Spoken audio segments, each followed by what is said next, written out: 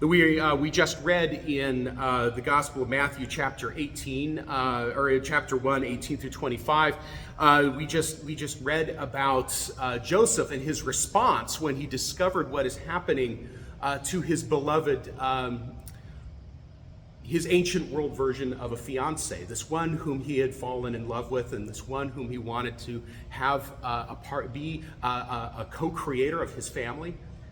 That he found out that she was already pregnant, and he knew the child was not by him. And so what does he do? His heart is breaking, and so he decides to do what is both right morally and also what is right under the law, and that is to end the relationship, but to do so quietly so that she is not humiliated. And then, of course, we saw the angel of the Lord appear to him in a dream and say, Joseph, what is happening with Mary is far beyond you and far beyond her.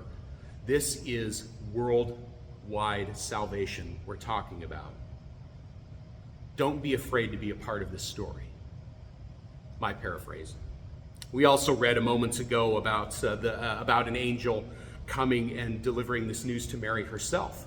And we see that Mary is an intelligent lady, that the angel appears to her and greets her, and she, rather than being caught up in the wonder and the glory of it all, that she stops and she wonders, okay, what's going on? Why are you here? To which the angel says, you have been chosen to be a part of something so much bigger than you could ever imagine. God is going to save not only his people, Israel, but is going to save all of his people, the entire human race, through this one who is going to begin to take shape starting now in your womb. And this will all be done by the power of the Most High. Both Joseph and both Mary have something in common with all of our family ancestors as well, and that is that they were absolutely ordinary people. Ordinary, regular folks. Joseph was a new professional. He was coming into his own in his trade, therefore he was ready to be able to get married and start a family because he had finished his apprenticeship and was moving into a lucrative trade. Mary herself had grown up. She is out of the house now, and she is ready to take her place in the family and begin to live a grown-up life. Two ordinary people beginning a very ordinary life. But another thing they have in common with our ancestors, and I would challenge us to hope that we have this in common with them as well, that when presented with an invitation to something beyond their imagination, they said yes. There is nothing super spectacular about either one of them that makes them better than any one of us, and therefore more deserving to be part of God's plan. I think the reason why God chose them to be a part of this great saving work in Jesus Christ is because God knew that they had hearts that were ready to say yes, that were willing to trust. And so they did. They said yes. I guarantee you they did not know all of the details.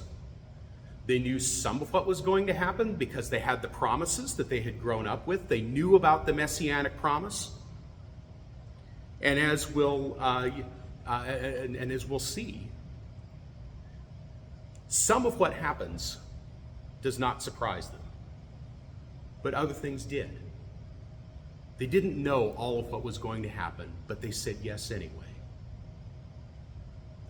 One of the famous, or one of the more beloved contemporary or modern day Christmas songs that gets a lot of play this time of year on FM radio and on nearly all of the streaming platforms is the song Mary Did You Know? It's a song that is cherished by some, it is reviled by others. Why, I'm not really sure. But it's a rhetorical question. It's a question of wonder. Mary, did you know that your baby boy would one day rule the nations? Mary, did you know that your baby boy would one day walk on water, calm storms, and would one day save all of humankind? from our own worst natures. I think the reason why people debate over whether this is a good song or not is because some people find these questions a bit impertinent.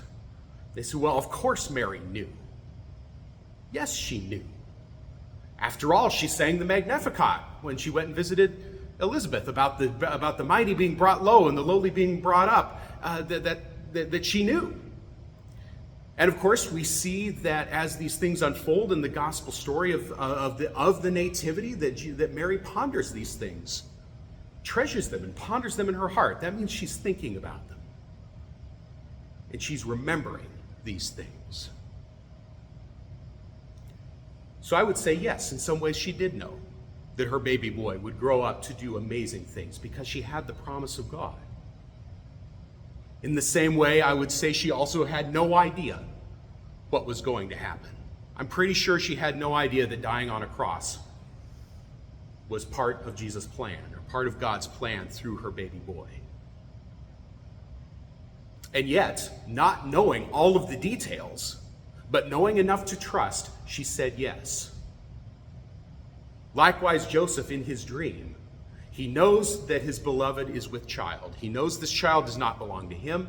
He receives this dream wherein a mysterious angel appears to him and calls him by his great ancestral name, Joseph, son of David. Do not be afraid to be a part of this story, because what is happening in Mary is of God.